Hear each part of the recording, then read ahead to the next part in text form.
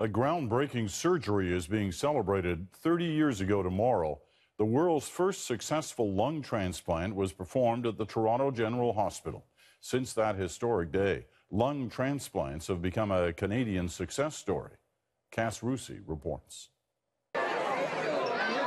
A medical miracle first brought them together 30 years ago, and over glasses of bubbly at a reception in Toronto, a surgeon and the grateful family he helped so long ago reunited. The team and Tom started something very, very special.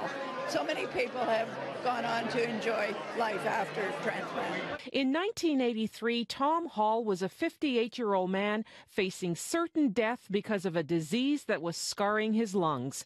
His only hope was a transplant, but the odds seemed insurmountable. Back then, the operation was risky. It had been attempted 44 times worldwide. None of the patients survived very long. For Hall, it was a shot in the dark. I said, Tom, there have been about 44 attempts thus far, and no one has survived. Are you sure you want to go ahead with this? He said, I'm grateful to be number 45. We have a scalpel. Number 45 not only survived the surgery, but lived for several more years. Money and prestige and, ego and all these things don't mean much if you haven't got a life ahead of you.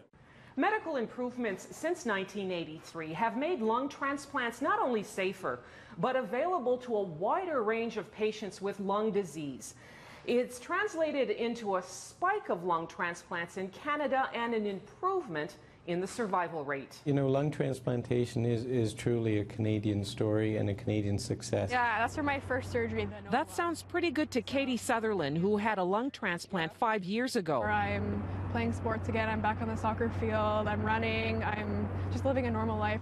A normal life where breathing comes easier because of a transplant she says she's grateful for every single day. Cass Rusey, CBC News, Toronto.